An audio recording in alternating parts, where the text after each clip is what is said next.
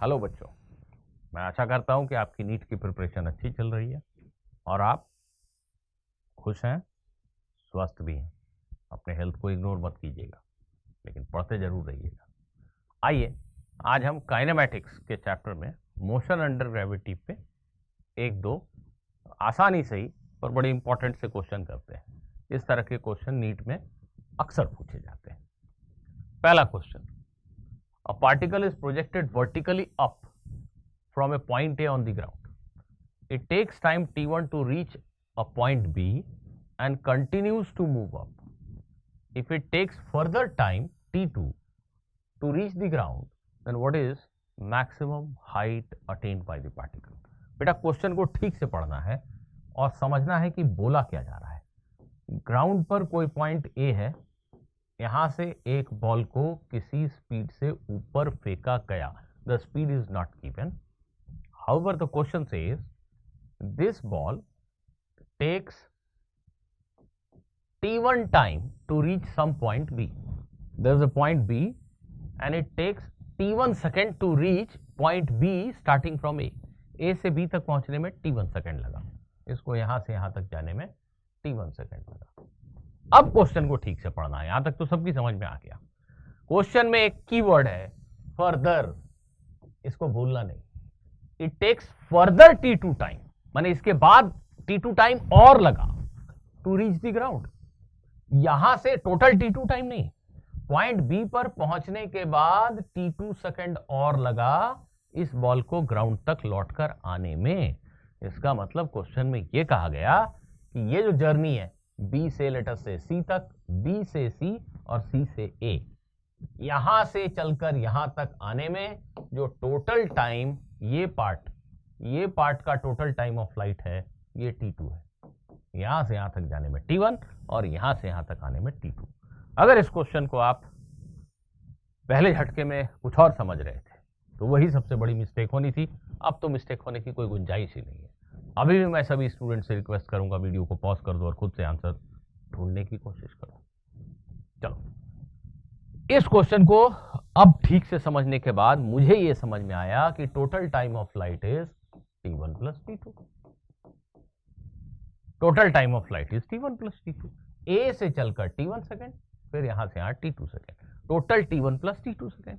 तो नीचे से ऊपर जाने में कितना सेकेंड अगर कोई पूछ दे, t1 plus t2 by 2। Up journey में इस पार्टिकल का टाइम ऑफ फ्लाइट कितना है बच्चों, t1 प्लस t2 बाई 2। इतना समय लगा इसको नीचे से ऊपर जाने। एक पार्टिकल को नीचे से ऊपर जाने में इतना समय लगता है, आपको बताना है कि वो मैक्सिमम किस हाइट तक गया होगा। तो मुझे आशा है कि सभी बच्चों को याद होता है कि अगर एक बॉल को u स्पीड से ऊपर फेंका गया है तो up journey time of ascent, ऊपर जाने का जो टाइम है, ये सभी को पता है, 9th क्लास से पढ़ रहे हैं हम लोग, u बाई जी। एक बॉल को u स्पीड से ऊपर फेंका तो नीचे से ऊपर जाने का टाइम क्या होता है, u बाई जी। तो एक्चुअली u बाई जी is given, which means u is given. कैसे दिया हुआ है नीचे से ऊपर जाने का time, t1 plus t2 by 2, which means that the projection speed of the ball is this much. Ball को इसी स्पीड से फेंका गया था।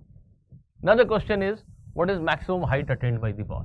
हम फिर से जानते हैं, ये भी मैक्सिमम लोगों को याद होता है, that maximum height attend is u square by 2g। एक बॉल को u स्पीड से सीधा ऊपर फेंका तो कितना मैक्सिमम हाइट तक वो जाता है, u स्क्वायर बाई 2g। अगर भूल गए हो तो v square is equal to u square plus 2as फॉर्मूले से समझ लो फिर से एक बार। ये टॉप पॉइंट की पहचान क्या है, यहाँ पे स्पीड है 0, तो v square is equal to u square plus 2as। ये फॉर्मूले से हम पूछ सकते हैं कि बॉल को इनिशियल वेलोसिटी u से फेंका, जब उसकी वेलोसिटी 0 हो गई उतनी देर में डिस्प्लेसमेंट क्या है। डिस्प्लेसमेंट क्या है जब वेलोसिटी 0 हो गई, जब v की वैल्यू 0 हो गई तो डिस्प्लेसमेंट बताओ। इसी डिस्प्लेसमेंट को हम h बोल रहे हैं ना, तो h की वैल्यू क्या आ गई, u स्क्वायर बाई 2g। एक बॉल को u स्पीड से ऊपर फेंका, मैक्सिमम कितने हाइट तक जाएगा, u square by 2g। u की वैल्यू हमें क्वेश्चन में ये गिवन है, तो u स्क्वायर बाई 2g कर दो। u स्क्वायर बाई 2g, इसका square divided by 2g, g square t1 plus t2 whole square और 2 का स्क्वायर मतलब 4, ये लिखा मैंने u स्क्वायर, इसका स्क्वायर लिखा, डिवाइडेड बाई 2g, तो इंटू 2 इंटू जी, तो एक g कैंसिल हो गया और ये हो गया t1 plus t2 whole square g 8। बच्चों देख लो मैंने सही किया कि नहीं, g times t1 plus t2 whole square by 8, u square by 2g is maximum height attained by any particle which has been projected up with speed u, and in this particular question this is how we can get the value of u।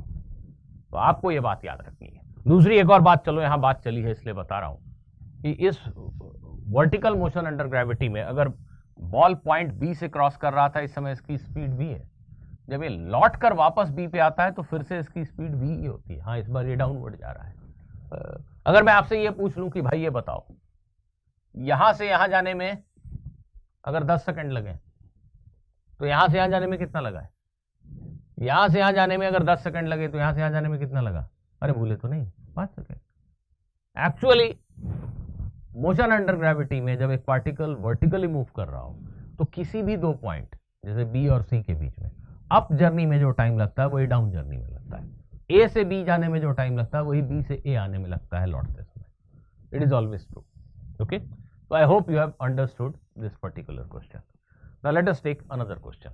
Let us take another question based on motion under gravity. A ball is released from a height. Okay, very good. If the distance traveled in first second of motion is x, then the distance traveled in the third second of fall will be. इस concept पे question NEET में कई बार पूछे गए हैं बच्चों, ध्यान से एक बार समझ लीजिए। क्वेश्चन में ये कहा जा रहा है कि एक बॉल को किसी अच्छी खासी ऊंचाई से आपने, एक ऊंचे टावर से आपने गिरने के लिए छोड़ दिया, ठीक। अब टाइम 0 पे आपने इस बॉल को छोड़ा, रिलीज किया, इसकी इनिशियल वेलोसिटी 0 थी। 1 सेकेंड में, फर्स्ट सेकेंड में, पहले 1 सेकेंड में, पहले 1 सेकेंड का जो इंटरवल है, इसका मतलब होता है टाइम 0 से टाइम 1 के बीच का जो समय है। इस 1 सेकेंड में बॉल कितनी दूर गिरा? ये तो बहुत ही आसान है, ut plus half A T square. u 0 है इसलिए हाफ जी टी स्क्वायर। देखो इनिशियल वेलोसिटी 0, 1 सेकेंड में कितना चला मुझे पता करना है, ut plus half A T square. u की वैल्यू 0 है इसलिए नहीं लिखा, हाफ ए टी स्क्वायर। अब अगले 1 सेकेंड में क्या लगता है, बॉल थोड़ा ज्यादा चलेगा ना? जैसे जैसे वो नीचे आ रहा है उसकी स्पीड तो बढ़ती जा रही है। पहले 1 सेकेंड में थोड़ा चला, दूसरा जो 1 सेकेंड का इंटरवल होगा, मतलब 1 सेकेंड से 2 सेकेंड के बीच का जो इंटरवल है, इसमें वो ज्यादा दूर गिरेगा क्योंकि उसकी स्पीड अब बढ़ चुकी है, उसकी स्पीड लगातार बढ़ती जा रही है। तो सेकेंड में, दूसरे 1 सेकेंड में वो कितनी दूर चला, ये डिस्टेंस है, ये वाला डिस्टेंस। अगर कोई पूछे what is displacement in second, दूसरे सेकेंड में कितनी दूर चला, तो वो डिस्प्लेसमेंट कितना है, इतना है। ये कैसे हम लिख सकते हैं? बड़ी आसानी से ऐसे लिख सकते हैं, देखना जरा, ऐसे लिख सकते हैं, देखो जरा, यहां से छोड़ा, 2 सेकेंड में कितना नीचे गिरा, ये कैसे लिखा समझ गए? ut plus half A T square. u 0 है, 2 सेकेंड में कितना नीचे, टोटल कितना नीचे गिरा, इतना। इसमें से s1 को सब्ट्रैक्ट कर देते हैं। 2 सेकेंड में बॉल कितना नीचे गिरा, इतना। इसमें से 1 सेकेंड में जो डिस्प्लेसमेंट हुआ था उसको आप बच्चों हटा दीजिए। ये कितना मिल गया बेटा, देखिए, half G T square, 2 square मतलब 4, और यहां 1 स्क्वायर, तो 4 माइनस 1 3 हो जाएगा। ये अगर ध्यान से देखेंगे तो ये ऐसा लिख दूं 3/2g, और इसको ऐसा लिख दूं g/2। पहले 1 सेकेंड में g/2, दूसरे अगले 1 सेकेंड में कितना, 3/2g। अब अगले 1 सेकेंड में t इज इक्वल टू 2 और t इज इक्वल टू 3 के बीच में जो बॉल का डिस्प्लेसमेंट हुआ, इसको हम थर्ड सेकेंड का डिस्प्लेसमेंट s3 नाम दे रहे हैं। ये तीसरे, ये भी 1 सेकेंड में ट्रैवल की गई डिस्टेंस है, ये भी 1 सेकेंड में ट्रैवल की गई डिस्टेंस है, ये भी 1 सेकेंड में ट्रैवल की गई डिस्टेंस है। और ये टाइम 0 से टाइम 1 के बीच में पहला 1 सेकेंड, टाइम 1 से टाइम 2 के बीच में दूसरा 1 सेकेंड, टाइम 2 से टाइम 3 के बीच में तीसरा 1 सेकेंड। तो ये जो तीसरे 1 सेकेंड का इंटरवल है, इसमें डिस्प्लेसमेंट कितना हुआ, अगर ये मुझे जानना है तो मैं फिर से ऐसे ही सोच सकता हूं कि भाई 3 सेकेंड में बॉल यहां से स्टार्ट हुआ, 3 सेकेंड में कितना नीचे गिरा, तो आंसर है हाफ g3 स्क्वायर। और यहां से यहां तक 2 सेकेंड में कितना गिरा था, तो आंसर है हाफ g2 स्क्वायर। 2 सेकेंड में कितना गिरा था, हाफ g2 स्क्वायर। 3 सेकेंड में कितना नीचे गिरा, हाफ g3 स्क्वायर। डिफरेंस ले लिया, तो यही तीसरे 1 सेकेंड का डिस्प्लेसमेंट हुआ ना। तो ये कितना आ गया, देखिए 3 3 जा 9 - 4, ये करेंगे तो आ जाएगा 5/2। तो एक्चुअली मैं आपको समझा रहा हूं इसलिए इतना टाइम लग रहा है। बच्चों को याद रहता है कि पहले 1 सेकेंड का डिस्प्लेसमेंट, दूसरे वाले 1 सेकेंड का डिस्प्लेसमेंट, तीसरे वाले 1 सेकेंड का डिस्प्लेसमेंट को अगर मैं S1 S2 S3 एक्सेट्रा लिख रहा हूं, तो ये सारे डिस्प्लेसमेंट 1 3 5 7 के रेशियो में होते हैं। पहले 1 सेकेंड में बॉल जो दूरी चला, दूसरे 1 सेकेंड में जो बॉल दूरी चला, और तीसरे 1 सेकेंड में जो बॉल दूरी चला, उन डिस्टेंसेस का जो रेशियो है वो 135 का होता है। ये g/2 है, ये उसका 3 गुना है, और ये नंबर पहले वाले का 5 गुना है। अगर हम S4 चौथे 1 सेकेंड का डिस्प्लेसमेंट ले लें तो वो पहले वाले का 7 गुना हो जाएगा। अगला ले लें 1 सेकेंड का तो 9 गुना हो जाएगा। तो S1 S2 S3 S4 S5 इन सब का रेशियो 1 3 5 7 9 एक्सेट्रा होता है। ये एक कॉमन नॉलेज की बात है जिसे नीट के सभी स्टूडेंट्स को याद कर लेना चाहिए। वो आया ऐसे। अब क्वेश्चन को फिर से पढ़िए। पहले 1 सेकेंड में जो डिस्प्लेसमेंट है उसको क्वेश्चन x नाम दे रहा है। पहले 1 सेकेंड में बॉल जितनी दूर चला उसको x कहा जा रहा है। तो पूछा जा रहा है कि थर्ड सेकेंड में, तीसरे सेकेंड में कितनी दूर चला। तो हम जान गए कि वो 5x चला। पहले 1 सेकेंड में x, इसको x कहा जा रहा है। दूसरे 1 सेकेंड में 3x, तीसरे 1 सेकेंड में 5x। तो हमारे क्वेश्चन का आंसर 5x हो गया। जिन बच्चों को ये बात ऐसे याद है वो जल्दी से कर देंगे, और जिनको नहीं भी याद है, समझदार हैं वो इसको वर्कआउट करने में बहुत टाइम नहीं लगने वाला। इट्स क्वाइट इजी, आप फट से कर देंगे। ठीक है, तो आई होप कि ये क्वेश्चन भी आप सभी को ठीक ठीक समझ में आ गया। एक क्वेश्चन और कर लेते हैं, kinematics, motion under gravity. A ball is dropped from A height h। गौर किया जाए, द क्वेश्चन इज फिर से देखिए एक question, ball is dropped from A height h from some height, its h is not given. In last 1 second of its motion, it travels 10 meter. From what height the ball was dropped? Question says in last 1 second of the motion, the ball travels through a distance of 10 meter. Ball को कितनी ऊंचाई से छोड़ा गया था। देखिए बच्चों, कोई फॉर्मूला नहीं, याद कुछ नहीं, हम क्वेश्चन सॉल्व कर रहे हैं। सिंपल काइनेमैटिक्स है ये, कुछ भी मुश्किल नहीं है इसमें। एक बॉल को टाइम 0 पे आपने 0 इनिशियल वेलोसिटी से छोड़ा था। ठीक है, ये गिर रहा है, गिर रहा है, गिर रहा है, गिर रहा है, काफी समय बीत चुके हैं। आखिरी का जो 1 सेकेंड है, जैसे मान लो बॉल 1 मिनट के लिए मान लो 10 सेकेंड तक चला, तो आखिरी का 1 सेकेंड, 9 सेकेंड को हटा दो, आखिरी के 1 सेकेंड में वो 10 मीटर चला। ऐसा क्वेश्चन कह रहा है। मुझे नहीं पता कि वो 10 सेकेंड तक चला, 5 सेकेंड तक चला, 8 सेकेंड तक चला, क्या हुआ, कितनी देर तक उड़ा, अभी तो मुझे पक्के तौर पे जानकारी नहीं है, लेकिन मीनिंग समझा रहा हूं कि क्वेश्चन क्या कह रहा है। एक बॉल गिर रहा है, आखिरी के 1 सेकेंड में, जैसे अगर वो t सेकेंड तक उड़ता रहा, टाइम 0 पे छोड़ा, t सेकेंड में वो जमीन पे आया, तो लास्ट के 1 सेकेंड में वो 10 मीटर चला। ये क्वेश्चन कह रहा है आखिरी के 1 सेकेंड में 10 मीटर चला। तो ये क्वेश्चन पर्टिकुलरली इसमें जो नंबर्स वगैरह भी हैं वो काफी सिंपल है। हम इसको डायरेक्टली ऐसे कर सकते हैं, बहुत सिंपल। देखिए, मान लेते हैं कि इस वक्त बॉल की स्पीड v है। ध्यान दीजिए, t-1 सेकेंड बीत चुके हैं। ठीक है, बॉल की स्पीड v है।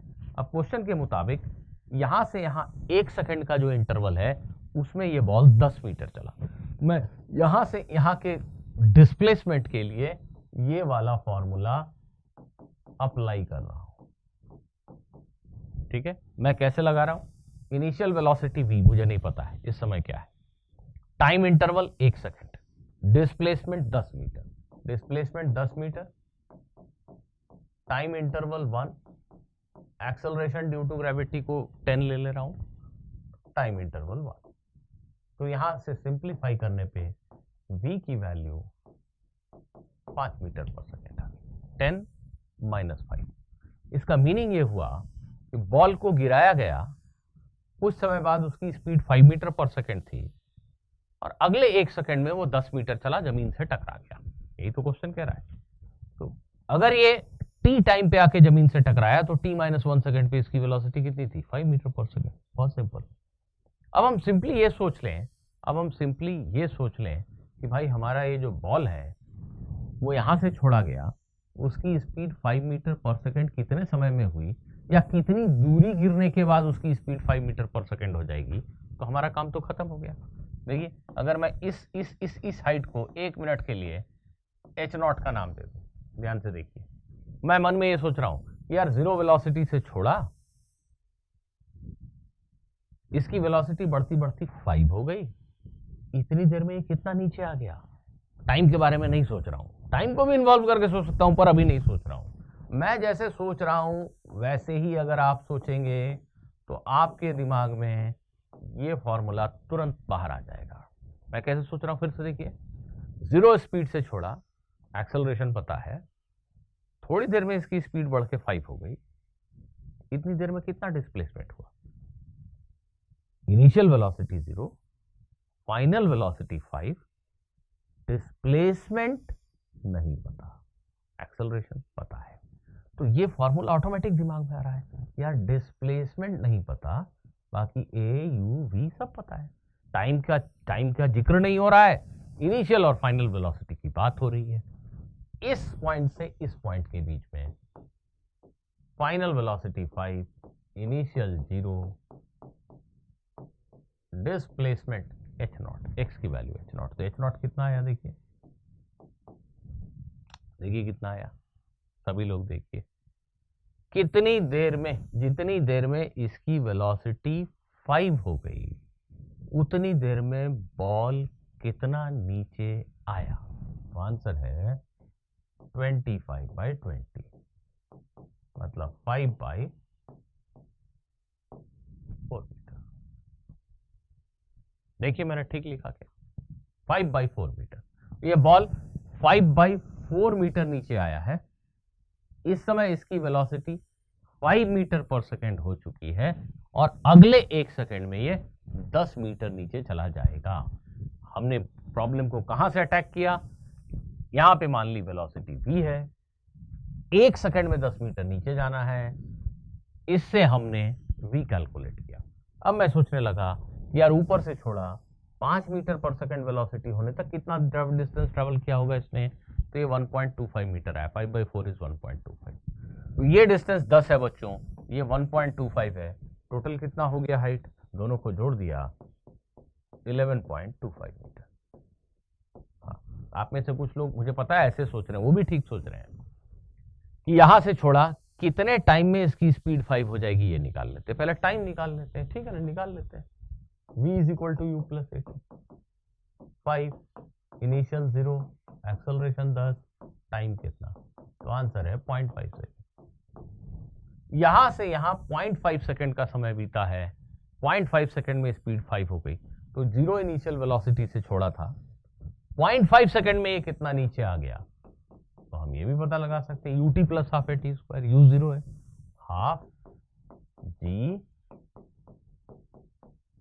T square. देखिए ये भी 1.25 मीटर आ गया, 5/4। तो ये 1.25 मीटर और ये 10, टोटल 11.25 मीटर। तो आई होप कि आपने काइनेमेटिक्स के इन 3 क्वेश्चन को, मोशन अंडर ग्रेविटी के मैंने 3 क्वेश्चन लिए, इन तीनों क्वेश्चन को अगर नहीं समझ में आया तो जरा फिर से प्रैक्टिस कीजिए, खुद से अपना तरीका बनाइए जिससे आप बहुत स्पीड में इसको कर सकें ऐसे क्वेश्चंस को। They will be immensely beneficial to you as far as NEET exam is concerned.